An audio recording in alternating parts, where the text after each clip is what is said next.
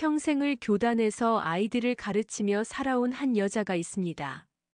63세 한정숙, 은퇴 후 작은 서점을 열어 조용한 노후를 보내고 있던 그녀에게 상상도 못한 충격이 기다리고 있었는데요. 30년간 믿어왔던 남편의 배신, 그리고 며느리를 향한 추악한 욕망까지. 과연 정숙은 이 절망적인 상황을 어떻게 헤쳐나갈까요? 안녕하세요. 저는 한정숙입니다. 올해 63세죠. 그날 저녁 8시였습니다. 서점 문을 닫고 집으로 향하는 길이었어요. 한적한 골목길, 가로등 불빛만이 어둠을 밝히고 있었죠. 평범한 하루의 끝이라고 생각했습니다. 현관문을 열자마자 뭔가 이상했어요. 평소라면 거실에서 텔레비전 소리가 들려야 하는데 집안이 너무 조용했거든요. 며느리 은주와 손녀 할인이는 어디 갔을까 싶었죠. 신발을 벗고 거실로 들어서는 순간이었습니다. 안방 쪽에서 무언가 소리가 들렸어요. 처음엔 텔레비전 소리인 줄 알았죠.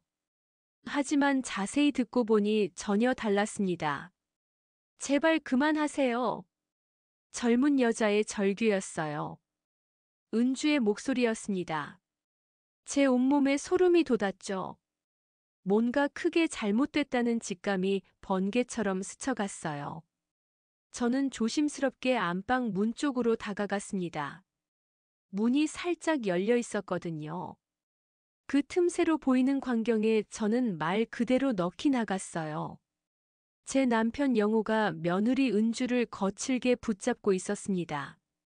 은주는 옷이 흐트러진 채 눈물을 흘리고 있었고 영호는 제가 30년간 믿어온 그 남자가 맞나 싶을 정도로 추악한 모습이었어요.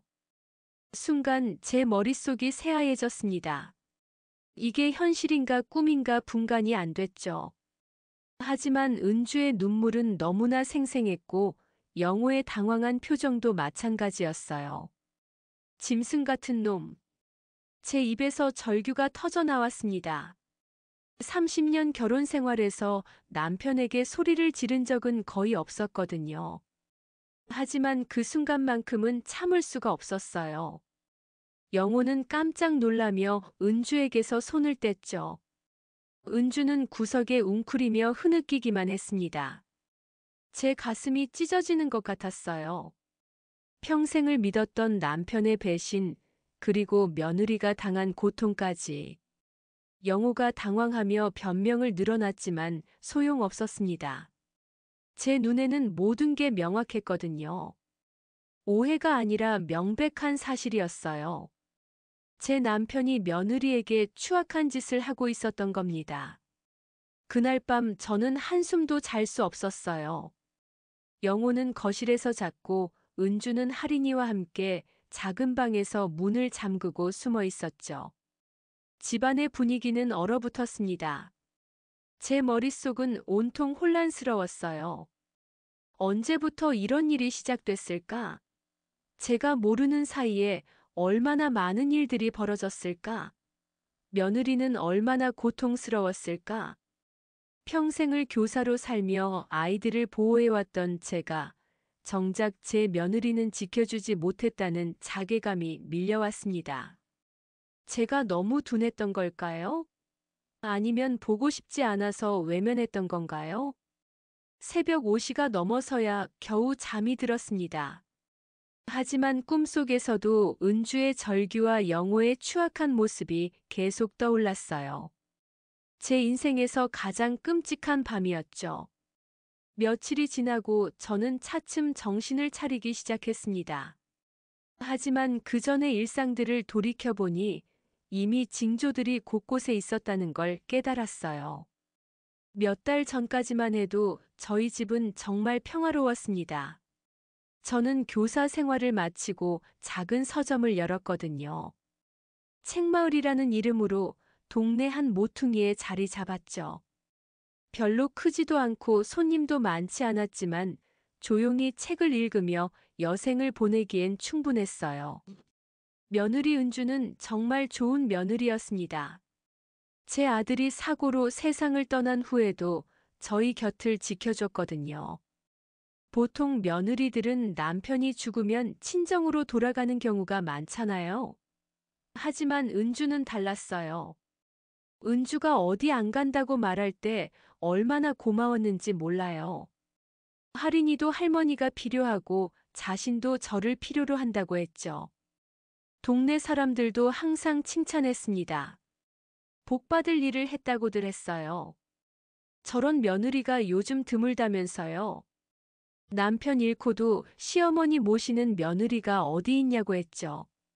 이런 말들을 들을 때마다 제 마음이 뿌듯했습니다. 은주는 정말 성실했거든요. 아침마다 할인이를 유치원에 데려다 주고 집안일도 완벽하게 해냈어요.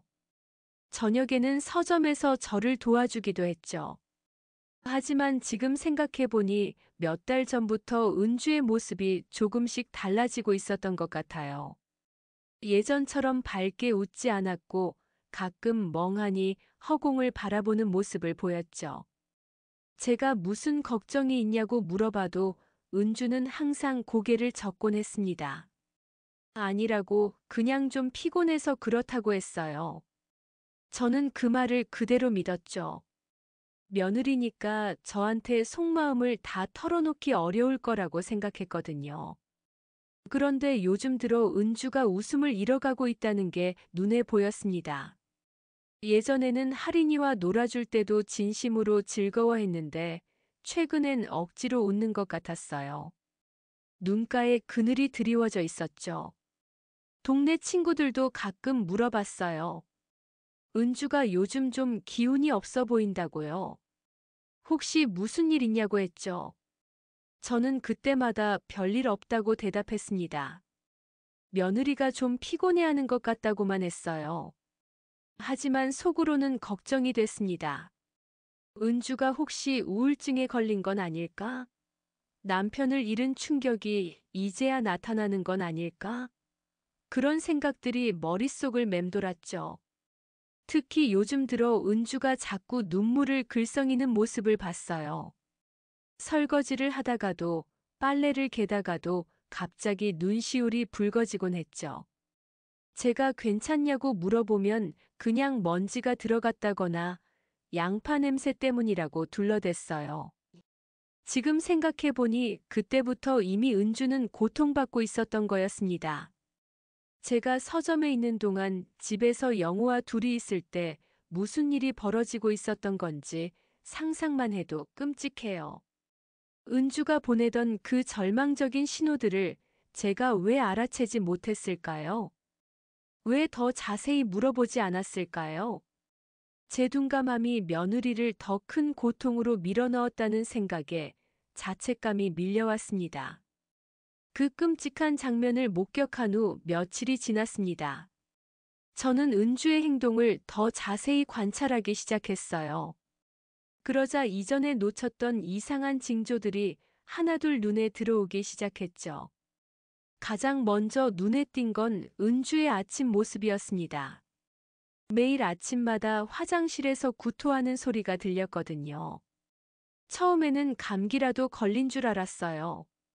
하지만 며칠째 계속되니까 이상했죠. 어느 날 아침 은주가 또 화장실에서 토하는 소리를 들었습니다.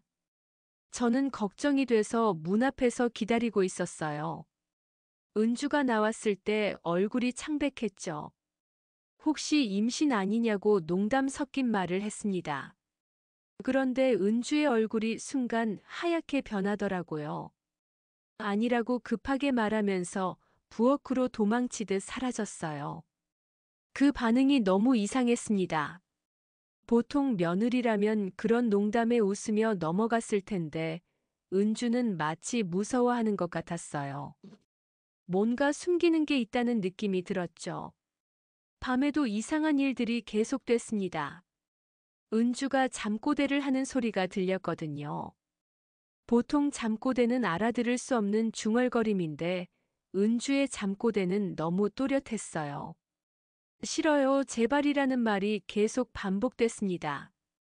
가끔은 그만하세요라는 말도 들렸죠. 처음엔 악몽을 꾸는 줄 알았어요. 남편을 잃은 충격으로 인한 트라우마일 거라고 생각했죠. 하지만 며칠째 똑같은 잠깨대가 반복되니까 뭔가 이상했습니다. 단순한 악몽치고는 너무 구체적이고 현실적이었거든요. 마치 실제로 겪고 있는 일을 그대로 말하는 것 같았어요. 낮에 은주의 모습도 점점 더 이상해졌습니다.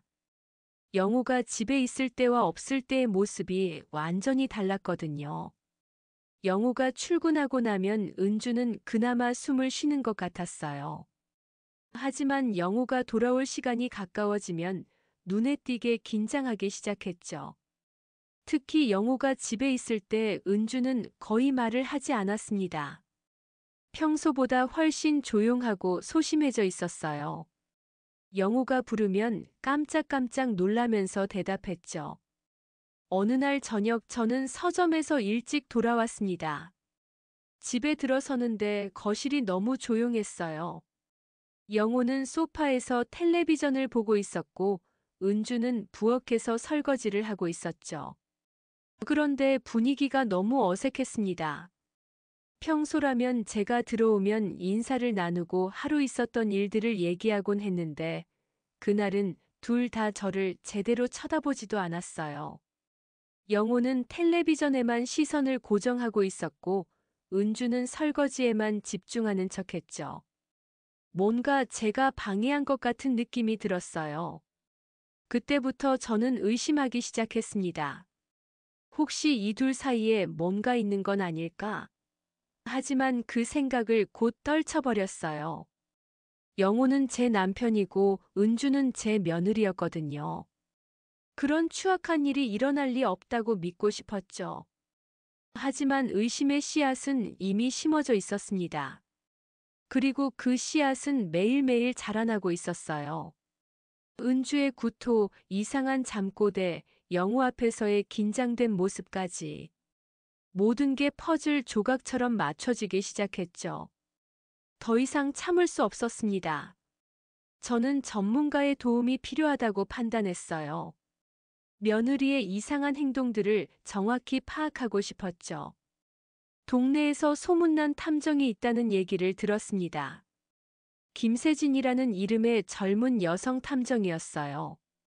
주로 불륜 조사나 가족 문제를 다룬다고 했죠. 저는 용기를 내어 김세진 탐정을 찾아갔습니다. 탐정 사무소는 생각보다 깔끔하고 전문적으로 보였어요. 김세진은 30대 중반으로 보이는 차분한 여성이었죠. 제 상황을 설명하는 게 쉽지 않았습니다. 며느리가 요즘 이상하다고 뭔가 숨기는 게 있는 것 같다고 말했어요. 혹시 다른 남자와 만나는 건 아닌지 확인해 달라고 부탁했죠. 김세진은 제 얘기를 주의 깊게 들었습니다. 그리고 며칠간 은주를 미행해 보겠다고 했어요. 일상을 자세히 관찰해서 수상한 점이 있는지 찾아보겠다고 했죠. 탐정이 조사를 시작한 첫날부터 보고가 들어왔습니다. 은주의 하루 일정은 정말 단조로웠어요. 아침에 할인이를 유치원에 데려다 주고 집으로 돌아와 집안일을 했죠. 점심시간에는 간단히 혼자 식사를 하고 오후에는 할인이를 데리러 가거나 마트에서 장을 봤습니다. 저녁에는 제 서점에 와서 도와주다가 함께 집으로 돌아가는 게 전부였어요. 다른 남자와의 접촉은 전혀 없었습니다. 휴대폰도 거의 사용하지 않았고 특별히 만나는 사람도 없었어요. 평범한 며느리의 일상 그 자체였죠. 이틀째 되던 날 탐정에게서 또 보고가 왔습니다. 역시 특별한 건 없다고 했어요. 은주는 정말 모범적인 생활을 하고 있었죠. 하지만 사흘째 되던 날 좀 다른 얘기가 나왔습니다.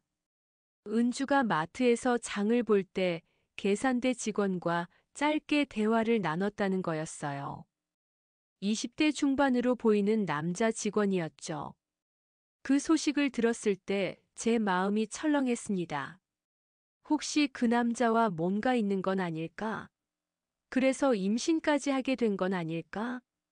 온갖 상상이 머릿속을 휘젓고 다녔어요. 그런데 며칠 후 동네 친구 박말순이 저한테 귀띔해준 얘기가 있었습니다.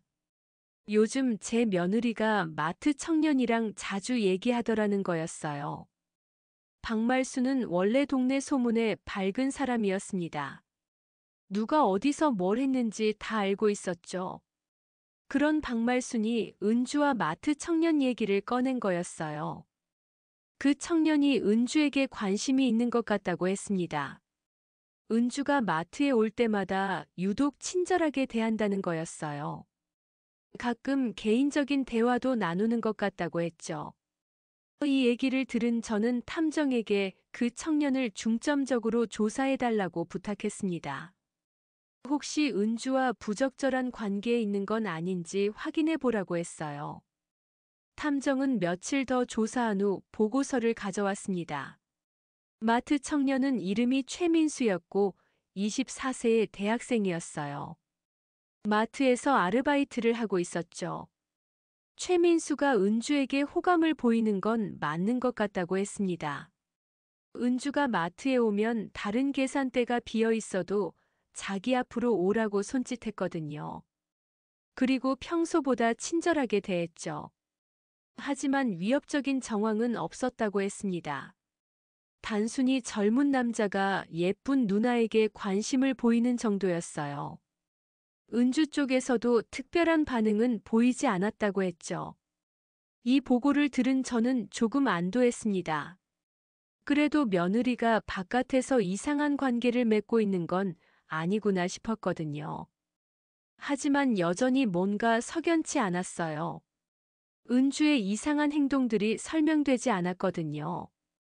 구토, 잠깨대, 긴장된 모습까지. 바깥에 문제가 없다면 도대체 뭐가 은주를 그렇게 만들고 있는 걸까요? 그때 탐정 김세진이 조심스럽게 한마디 했습니다. 혹시 집안의 인물을 의심해 보신 적은 없냐고요? 바깥에 문제가 없다면 안쪽을 살펴봐야 한다고 했죠. 그 말을 들은 순간 저는 온몸이 얼어붙었습니다. 집안의 인물이라니. 저희 집에는 저와 영호, 그리고 은주와 할인이만 있었거든요. 설마 영호를 의심하라는 건가요? 머릿속에서 영호의 얼굴이 스쳐 지나갔습니다. 그리고 불길한 예감이 서서히 밀려오기 시작했어요. 탐정의 말이 계속 머릿속을 맴돌았습니다. 집안의 인물을 의심해 보라는 말이요. 하지만 저는 그 생각을 떨쳐내려고 애썼어요. 영호는 제 남편이었거든요. 30년을 함께 산 사이였죠. 그래도 마음 한편으로는 계속 신경이 쓰였습니다.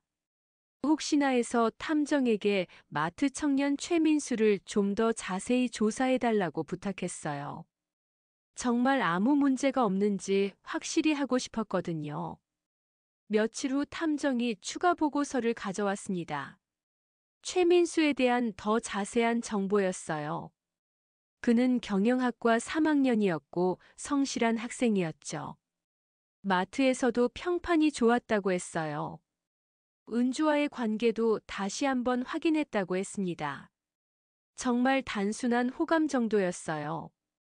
최민수가 은주에게 먼저 말을 걸기도 했지만 은주는 항상 예의 바르게만 대답했다고 했죠. 개인적인 연락처를 주고받은 적도 없었고 마트 밖에서 만난 적도 없었다고 했습니다. 그냥 젊은 남자가 예쁜 여자에게 관심을 보이는 정도였어요. 이 보고를 들은 저는 좀 안도했습니다. 그래도 며느리가 바람을 피우는 건 아니구나 싶었거든요. 하지만 동시에 더 큰 혼란에 빠졌어요. 그럼 은주의 이상한 행동은 뭐 때문일까요? 탐정 김세진이 다시 한번 말했습니다. 바깥에 문제가 없다면 정말 집안을 살펴봐야 한다고요. 가족 구성원 중에 누군가 은주에게 스트레스를 주고 있을 수도 있다고 했죠.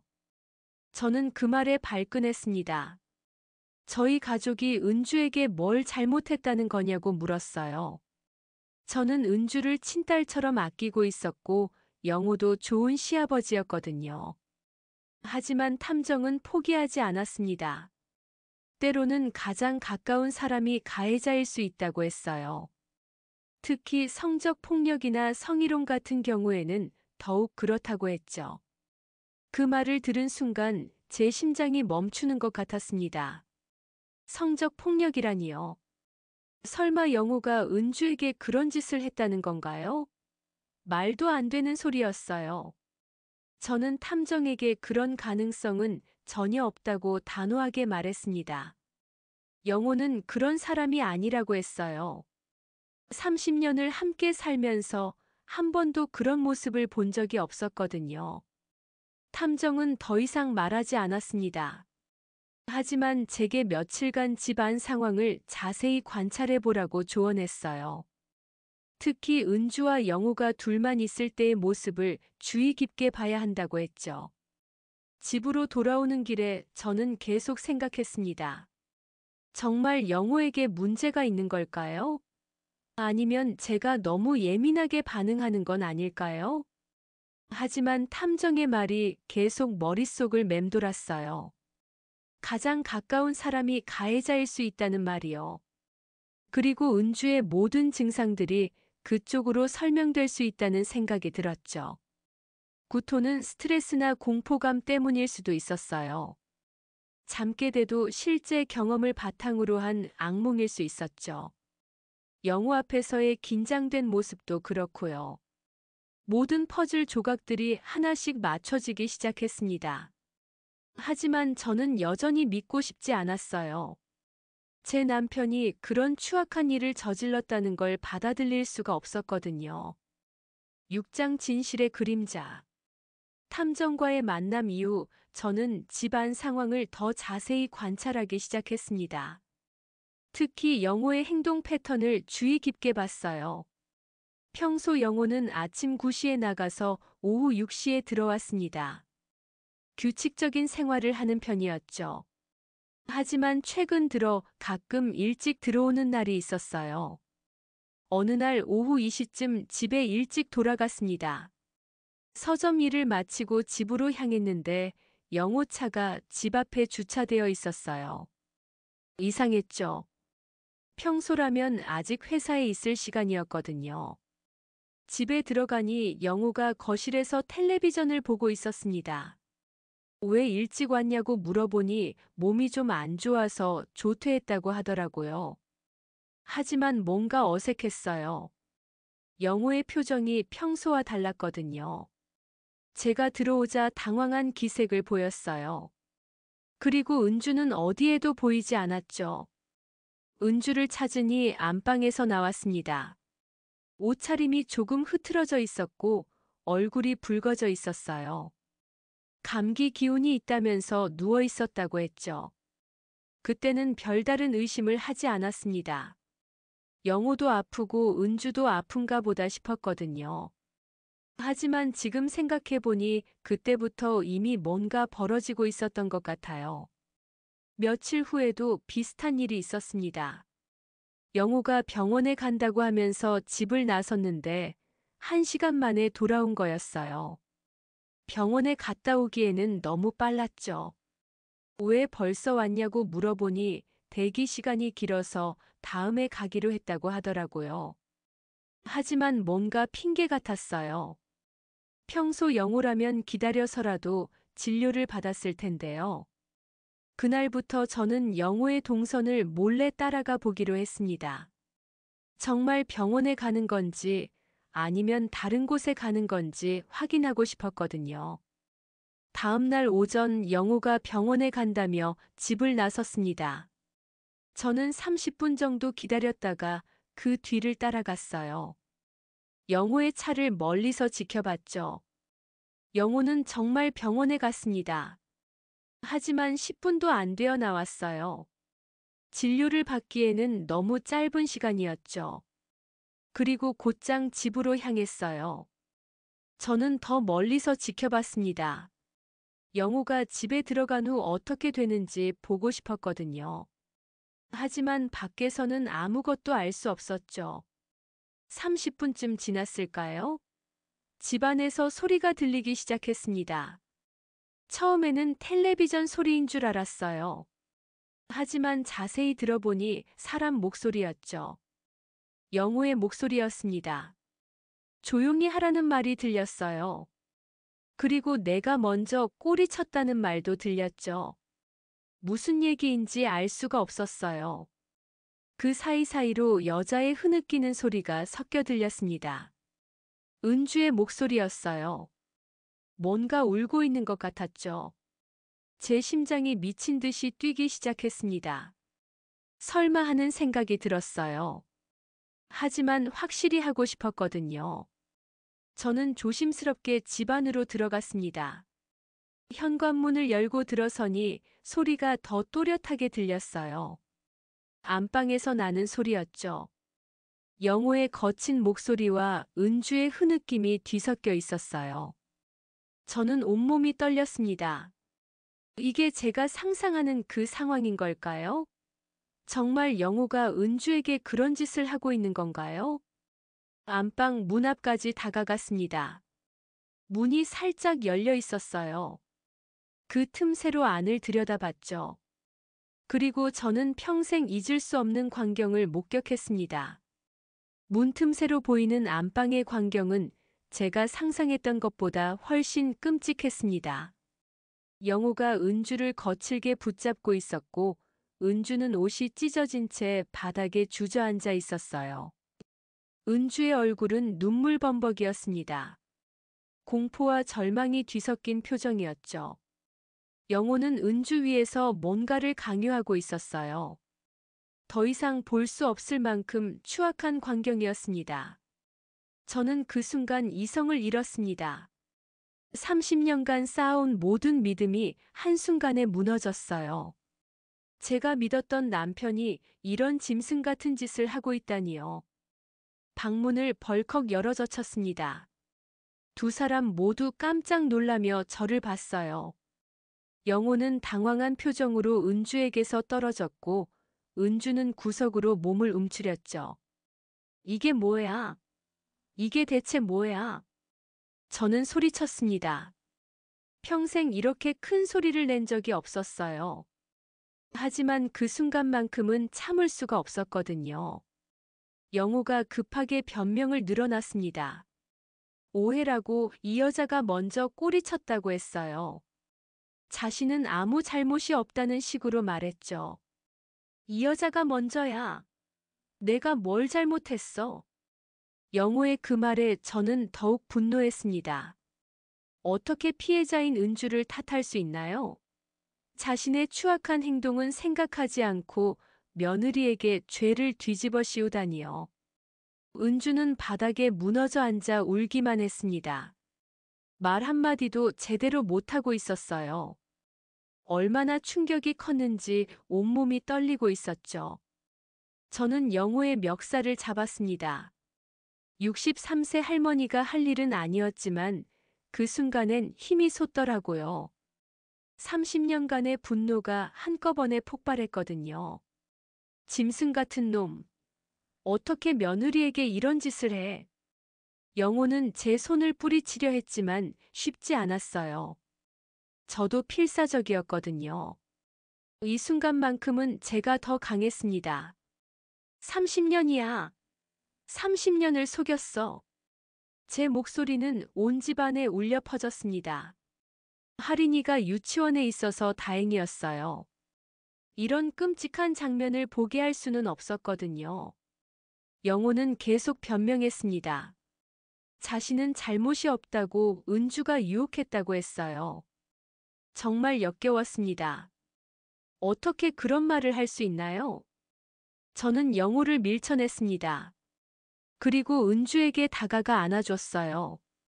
은주는 제 품에서 엉엉 울기 시작했죠. 미안해, 은주야. 진작 알아챘어야 하는 건데. 제 자신이 너무 한심했습니다. 며느리가 이런 고통을 당하고 있는데도 모르고 있었다니요. 어떻게 이런 일이 제 눈앞에서 벌어질 수 있었을까요? 은주는 제대로 된 말을 하지 못했습니다. 그냥 울기만 했어요. 얼마나 무서웠을까요? 얼마나 절망스러웠을까요? 영호는 여전히 자신의 잘못을 인정하지 않았습니다. 오히려 화를 내면서 집을 나가버렸어요. 이 상황에서 도망치는 게 최선이라고 생각한 모양이었죠. 저는 은주를 달랬습니다. 이제 괜찮다고 제가 지켜주겠다고 말했어요. 하지만 은주의 상처는 너무 깊어 보였습니다. 그날 밤 저는 한 번도 잠들지 못했습니다. 은주는 할인이와 함께 제 방에서 잤어요. 문을 단단히 잠그고 말이죠. 제 머릿속은 온통 복잡했습니다. 이제 어떻게 해야 할까요? 영호를 용서할 수 있을까요? 아니면 완전히 결별해야 할까요? 한 가지는 확실했습니다.